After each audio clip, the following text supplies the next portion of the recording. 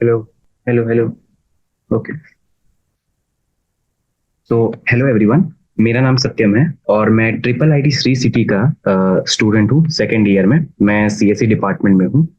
और आज हम कंटिन्यू करेंगे आपका वेव्स का जो एग्जाम्पलर क्वेश्चन था। मैंने लास्ट क्लास में वेव्स के एग्जाम्पलर क्वेश्चंस करवाए थे आप सबको, है ना। और हमने क्वेश्चन नंबर 28 तक कर लिया था, ठीक है।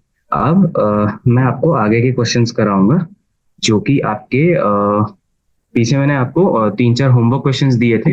आपने आई होप वो कर लिए होंगे, है ना। बाकी मैं आपसे वो डिस्कस कर लेता हूँ, ठीक है।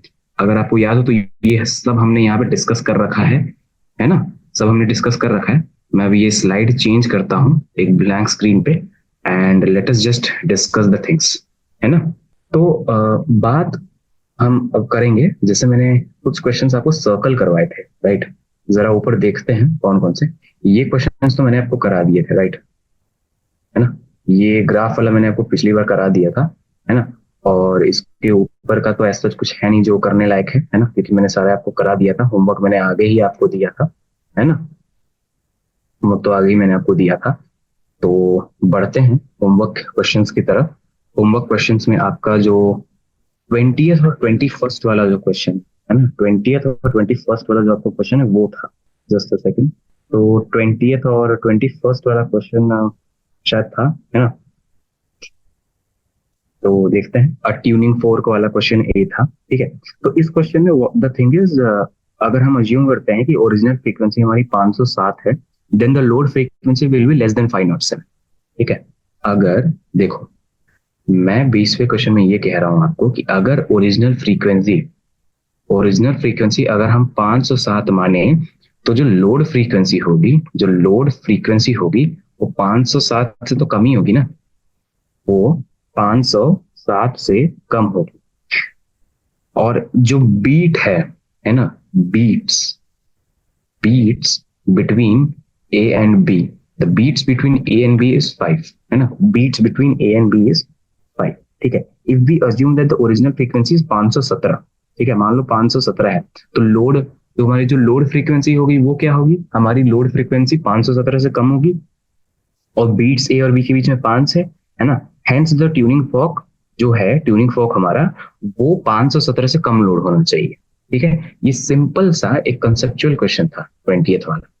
इसमें बेसिकली आपको ट्यूनिंग फोर्क जो है बेटा, ये ट्यूनिंग फोर्क, इसकी थ्योरी आपको पता होनी चाहिए, ठीक है। मैं ये कह रहा हूं कि देखो, सबसे पहले एक तो 507 है और एक 512 है, ठीक है। 512 है, ठीक है।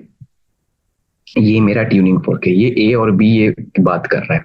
अगर मैं कह रहा हूं कि मेरी ओरिजिनल फ्रीक्वेंसी 507 है, तो ये यहाँ पे ये ट्यून करेगा, है ना। ऐसे ऐसे श्रिंक करेगा।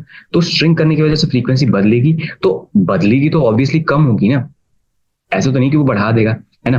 वो श्रिंक करवाएगा, तो वो टेक्निकली 507 से कम होनी चाहिए। ऐसे ही जब अगर मैं 512 की हर्ट्ज की फ्रीक्वेंसी जब मैं उसको 512 हर्ट्ज की फ्रीक्वेंसी दे रहा हूँ, तो टेक्निकली क्या है, वो कम होना चाहिए, इजंट इट, है ना। तो ये आपकी मोटी मोटी जो आपकी थियरी है ये है, ठीक है। अब मैं आपसे 500, अच्छा ये 15.21 तो मैंने डिस्कस करा दिया था शायद आपको, है ना। 15.21 हमने डिस्कस नहीं किया था। एक सेकेंड, 15.21 अब मैं कराता हूँ, ठीक है। तो 15.21 जो आपका 21वां क्वेश्चन है ना, वो ये दे रखा है कि the displacement of an elastic wave given by the function y is equals to 3 sin omega t, plus 4 cos omega t, ठीक है। 3 sin omega t plus 4 cos omega t, ये हमें दे रखा है, ठीक है। नाउ लेट अस अज्यूम, ठीक है, एक काम करते हैं। Let us assume let us assume that 3 is equals to a cos theta, ठीक है। 3 is equals to a cos theta, ठीक है। तो डिवाइडिंग, अब ये फर्स्ट इक्वेशन है हमारी, फर्स्ट इक्वेशन हमारी वो थी, और सेकेंड वाली ये है। तो if we divide this both equation we are going to get that tan theta is equals to 4/3, है ना। ये शायद मैंने करा रखा है, tan 5, तो 5 की वैल्यू क्या होगी, tan इनवर्स 4/3। अच्छा हाँ, ये मैंने क्वेश्चन आपको करा रखे है ना। यहाँ से हम 5 की वैल्यू निकालते हैं, फिर हम क्या करते हैं, स्क्वायरिंग करते हैं इक्वेशन में, वहां से हम एक ही टर्म्स में आ जाएगा आंसर, है ना। इसका बेसिकली एक ही एम्पलीट्यूड की जो वैल्यू है इसकी 5 आई थी लास्ट क्लास में, हमने निकाला था इसको। चलो ठीक है, अच्छी बात है, हमने ये वाला क्वेश्चन तो डिस्कस कर रखा है।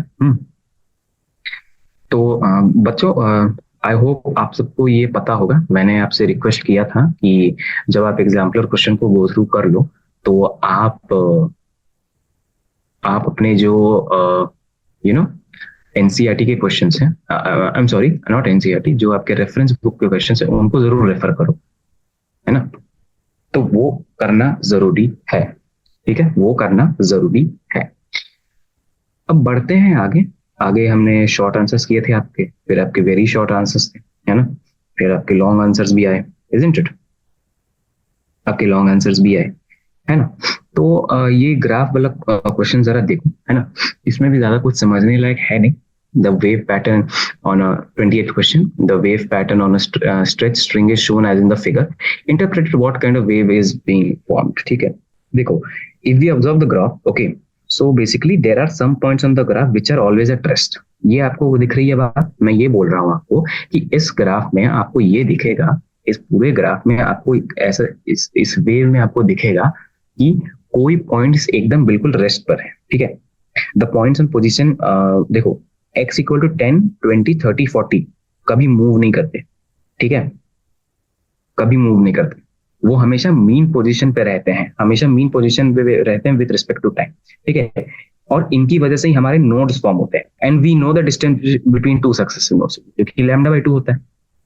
मैं आपसे क्या कह रहा हूं, मैं आपसे ये कह रहा हूं कि पोजीशन x इक्वल टू 10, 20, 30 और 40 वाले जो पॉइंट्स हैं ये स्टेशनरी पॉइंट्स हैं, ये 4 पॉइंट्स हमारे स्टेशनरी पॉइंट्स हैं, ठीक है, ये स्टेशनरी पॉइंट्स हैं। तो इससे क्या होता है, इससे बेसिकली नोड्स फॉर्म होते हैं, है ना, नोड्स फॉर्म होते हैं।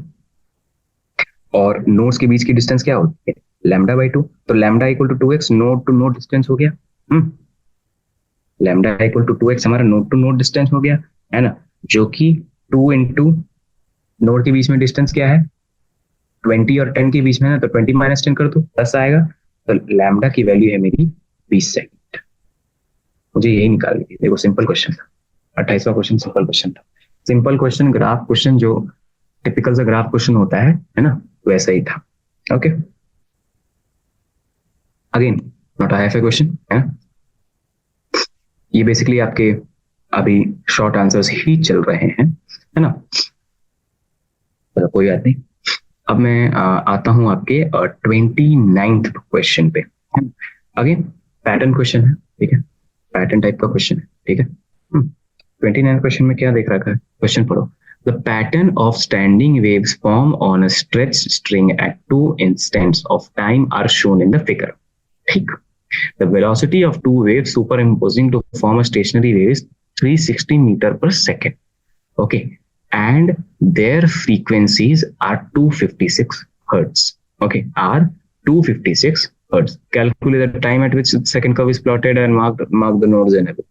ठीक है, तो अब मेरे को यहाँ पे बेसिकली जो फ्रीक्वेंसी है वो 256 हर्ट्ज दे रखा है, फ्रीक्वेंसी इतनी दे रखी है, तो मैं काम करता हूँ, मैं यहाँ पे टाइम पीरियड निकाल लेता हूँ जो कि 1/f होता है, जो कि होता है 1/256 सेकेंड्स। इसको अगर हम करते हैं, ये एक जनरल कैलकुलेशन है, एक तरह से वैल्यू मेरे को रटी हुई है क्योंकि ये जनरल कैलकुलेशन हर जगह आती है, 3.9 इंटू 10⁻⁻3। ओके, अब देखो ए पे आते हैं, ए पे आते हैं, है ना, पार्ट ए पे आते हैं। तो बेसिकली अगर आप सेकंड प्लॉट देखोगे तो डिस्प्लेसमेंट ऑफ जो डिस्प्लेसमेंट है हर पार्टिकल का वो 0 है, ठीक है, मतलब जो सारे पॉइंट्स हैं वो मीन पोजीशन को क्रॉस कर रहे हैं, ये सही बात है।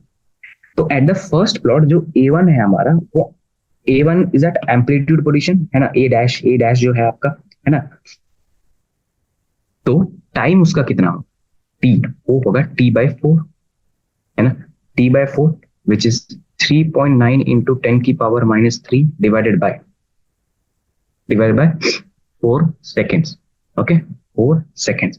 This is 9.8 into 10 to the power minus 4 seconds. It's as simple as that. ठीक है, दूसरा मेथड भी है बेसिकली. दूसरा मेथड ये है कि आप वेवलेंथ निकाल लो.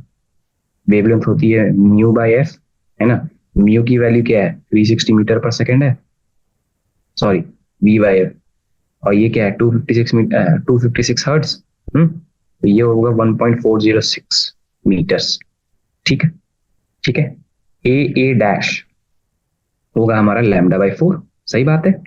1.406 को आप अगर 4 से डिवाइड करेंगे तो 0.3516 मीटर. ठीक है. And the time is a dash divided by v, है ना.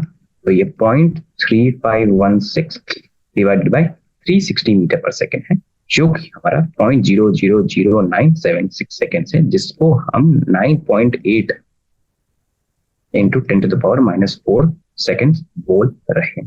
Okay, I hope this is clear.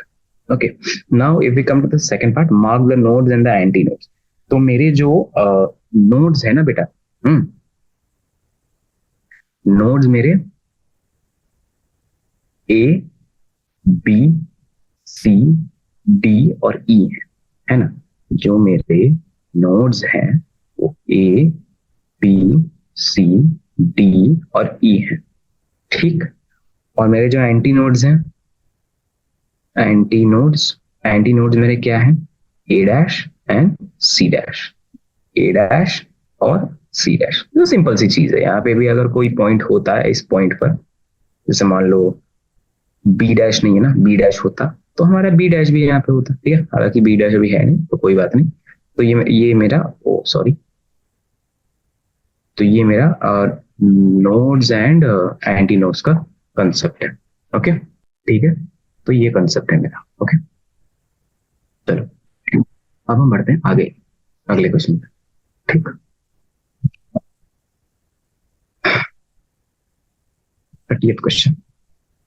30th question में देखो, ये एक tuning fork vibrating with a frequency of 512 hertz is kept close to a open end of a tube filled with water. ठीक है. The water level in the tube is gradually and maximum. ऐसे ऐसे हमें दे रखा है. ठीक है. तो अब हमें क्वेश्चन बेसिकली देखना है कि कैसे क्या है ये. ओके, देखो क्वेश्चन के हिसाब से फ्रीक्वेंसी हमें दे रखी है 512 हर्ट्ज. Okay, 512 hertz. ठीक है. For observation of first maximum of intensity. ठीक है. इसके लिए length of the air column इसका होता है L equal to lambda by 4. ठीक है. और यहां से लैम्डा की वैल्यू 4L आई है ना. इसका मतलब 4 इंटू 17 इंटू 10 की पावर माइनस 2 मीटर. एक तो ये चीज हो गई. ठीक है, एक ये चीज हो गई. तो यहां से फिर स्पीड क्या आएगी, स्पीड मेरी यहां से होगी v, जो कि f लैम्डा होगी. फ्रीक्वेंसी 512 इंटू लैम्डा की वैल्यू 4 इंटू 17 इंटू 10 की पावर माइनस 2 है. ठीक है, जो कि 348.16 है मीटर पर सेकेंड. ये मेरी स्पीड है. ठीक है, ये तो इसका ए पार्ट हुआ. बी पार्ट क्या पूछा, speed of the sound in air at 0 degree Celsius. क्या पूछा है, speed of sound in air at 0 degree Celsius. ठीक है. तो हमें पता है कि जो स्पीड है वो अंडर रूट ऑफ टी के डायरेक्टली प्रोपोर्शनल है. इसका मतलब v नॉट टू नॉट और v नॉट का अंडर रूट होगा 273 प्लस 20 डिवाइडेड बाय 273 प्लस 0. सही है, plus 3 0. Okay, which is 293 divided by 273. ठीक है. यहां से v2 not divided by v not की वैल्यू अंडर रूट ऑफ 1.073 जो कि 1.03 है. ठीक है, ये डॉट है, पॉइंट है. तो v नॉट की वैल्यू आएगी v2 नॉट डिवाइडेड बाय 1.03, है ना. तो ये 338 मीटर पर सेकेंड. ठीक है. तो ये आपका बी पार्ट है. ठीक है। अब सी पार्ट में, if the water is mercury then will there be any difference in your observations. So for this हम लिखेंगे कि the resonance will still be observed for still be observed for 17 centimeter length of air column above mercury. However, due to more complete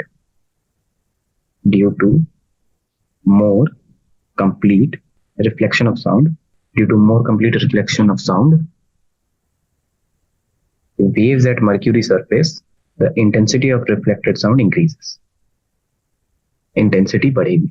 Intensity of reflected sound increases. Simple. Okay, this is the thing. C का part है, तो ये हो गया, B हो गया, C हो गया। ये तो आपका 15.29 हो गया, 29th क्वेश्चन। ठीक है। ओ, ये 15.30 है बेसिकली। चलो 30 क्वेश्चन तो आपके हो गए, बाकी यहाँ पे 31 है, फिर आपका आगे लॉन्ग आंसर क्वेश्चन भी आपके है ना।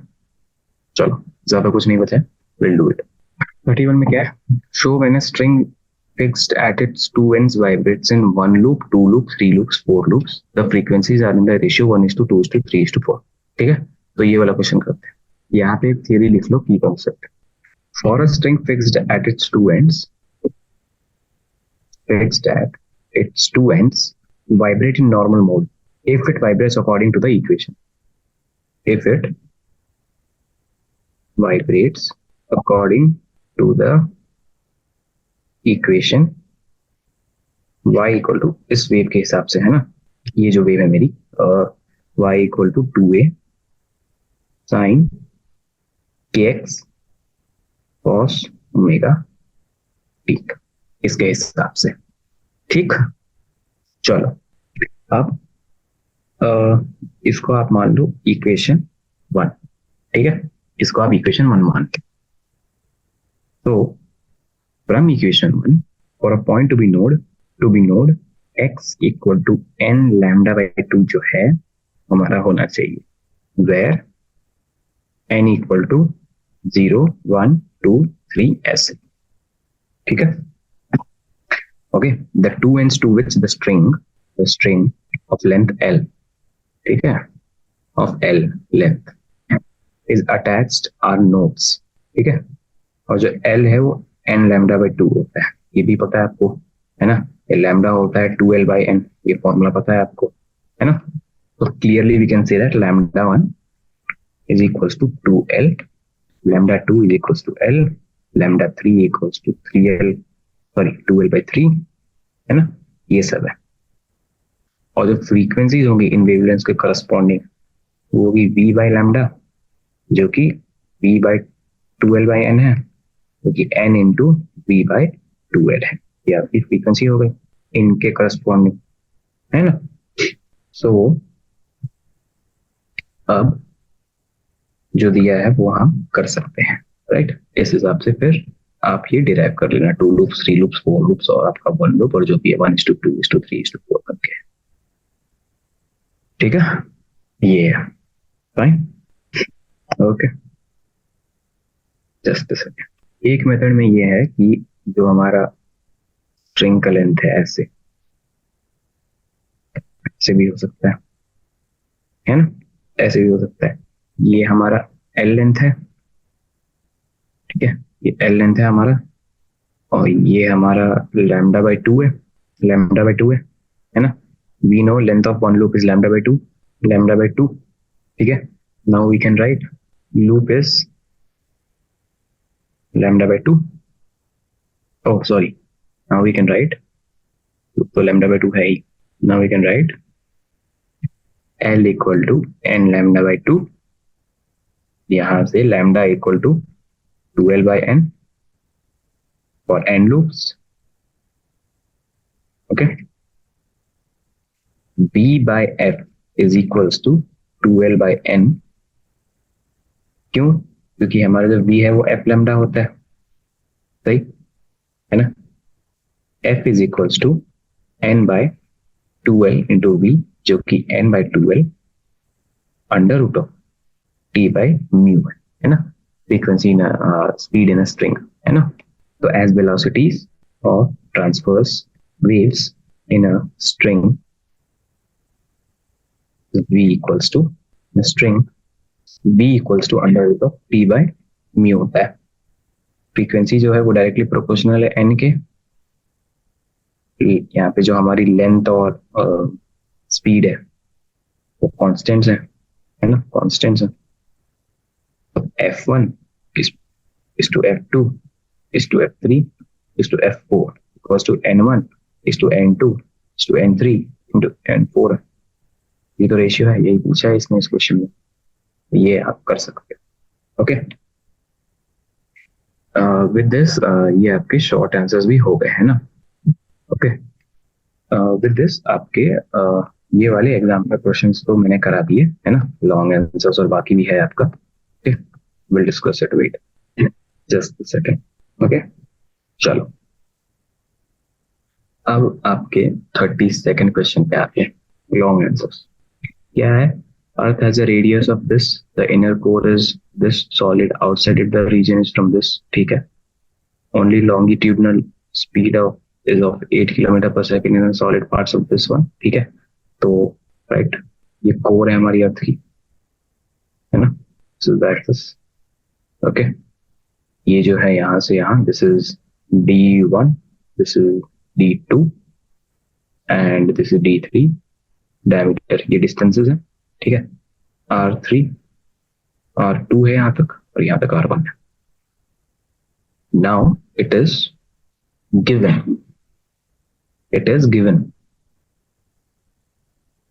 दैट R1 की जो क्वेश्चन वैल्यू है वो 1000 किलोमीटर है, R2 है 3500 किलोमीटर और R3 है 6400 kilometre.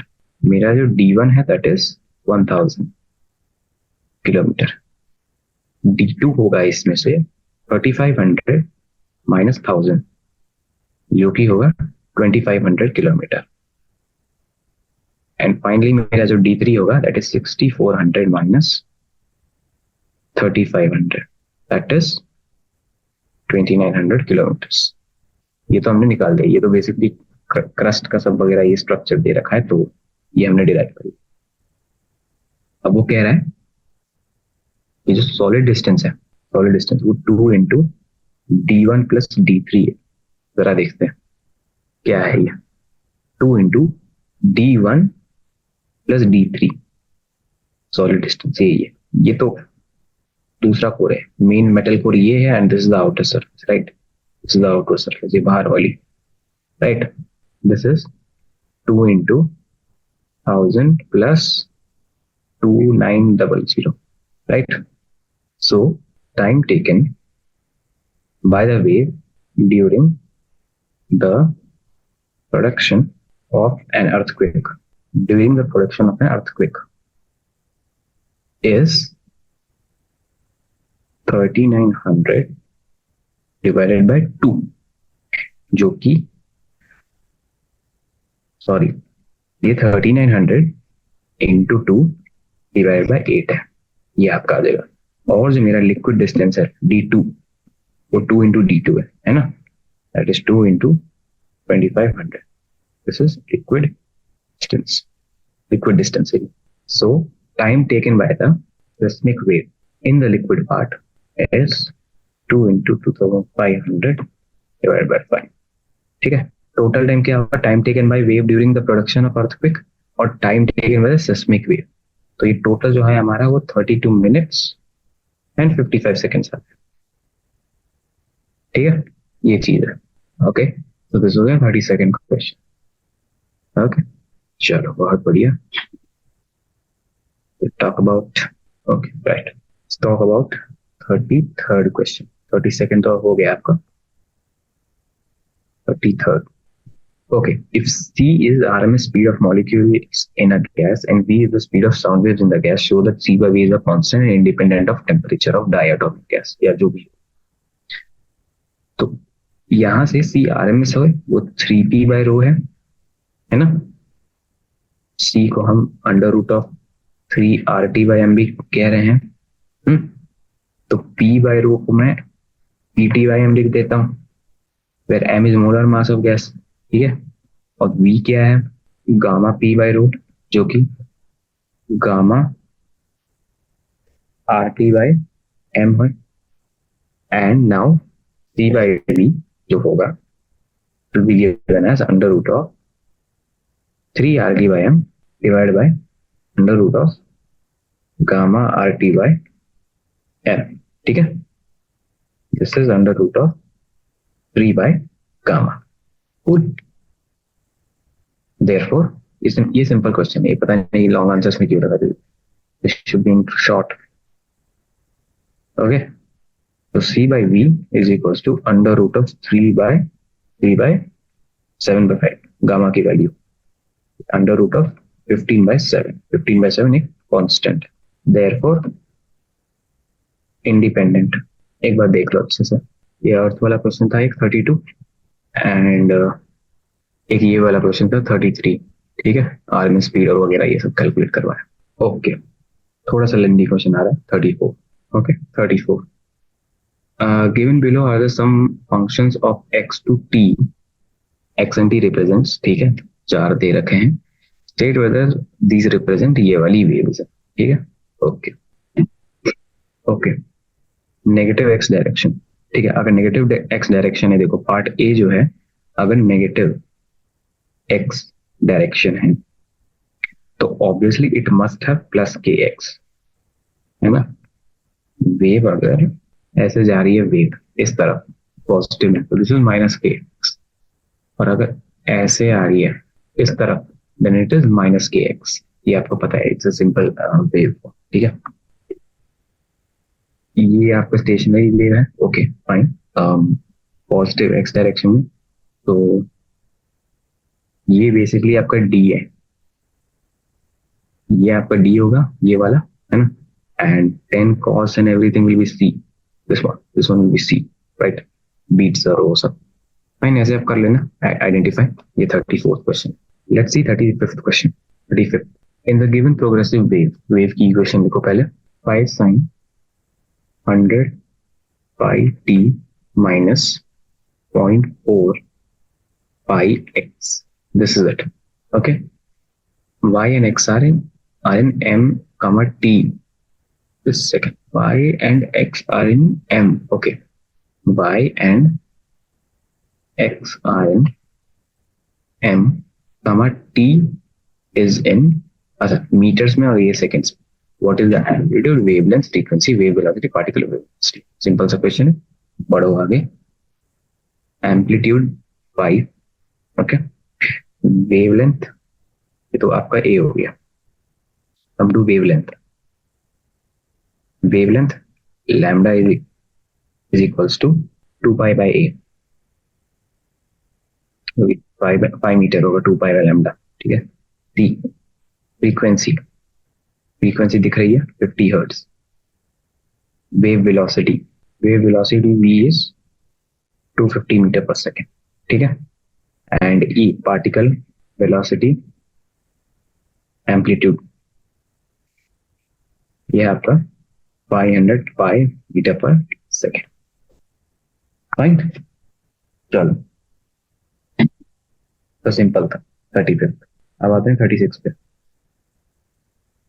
Final question of the day, okay। For the harmonic traveling wave, okay, harmonic traveling wave, y equal to 2 cos 2 pi into 10 t minus 0.0080 x plus 3.5, ये x कामा y मेरे metres में है, t मेरा second में, ठीक है। What is the phase difference between the oscillatory motion at the 2 points separated by a distance of, ये दे रखा है, इन पांचों का निकालना है। तो एम्पलीट्यूड इस क्वेश्चन के हिसाब से एम्पलीट्यूड जो होगा मेरा, that will be 2, omega will be 20 pi, k की वैल्यू 0.016 और फेज डिफरेंस है 7 पाई। पहले ये नोट कर लो, just check if this is correct or not. Okay, है ना. ओ, एक और चीज, पाथ डिफरेंस. पाथ डिफरेंस जो मेरा p है, that is 4 meters, which is 400 centimeters. Clear, 400 centimetre. एक बार देख लो आप. ओके, चलो, तो सब्स्टिट्यूट ही करनी है वैल्यू फर्स्ट. ओह सॉरी, ये पाथ डिफरेंस इसका ए का ही है ये, तो 6.4 पाई रेडियंस होगा ये ए पार्ट का. बी पार्ट का आपका होगा 0.8 पाई रेडियंस, है ना. सी पार्ट का आपका होगा पाई रेडियंस, और डी पार्ट का आपका होगा 98 पाई रेडियंस. ठीक है, दिस इज इट. ओके, तो ये आपका है. ओके, 36. ओके, 4.5 सबका निकाल दिया. ये 36 क्वेश्चन था, है ना. ये आपके जो मैंने लॉन्ग आंसर्स हैं वो डन कर दिए हैं. राइट, लॉन्ग आंसर क्वेश्चन आपके मैंने डन कर दिए हैं. फाइन. सो विद दिस आगे का टास्क मैं आपको देता हूं. ठीक है, ये चीज तो हमने कर. ओके, नाउ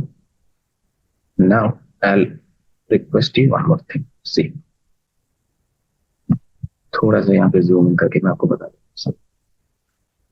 तो एक चीज है आपकी, है ना, एक चीज है आपकी CBSE text book,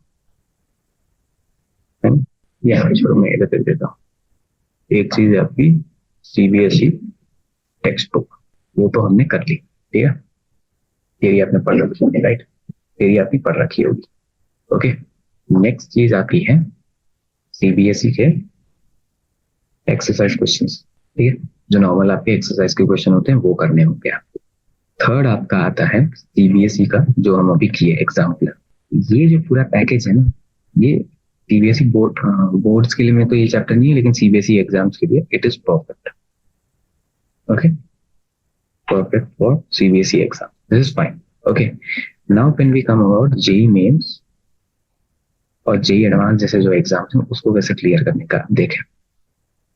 JEE mains और JEE एडवांस जैसे एग्जाम को क्लियर करने के लिए आपको for JEE mains if at help, है ना, for JEE mains if at help आपको PYQ लगाने हैं 2019 से लेकर के 2023 तक के क्वेश्चन.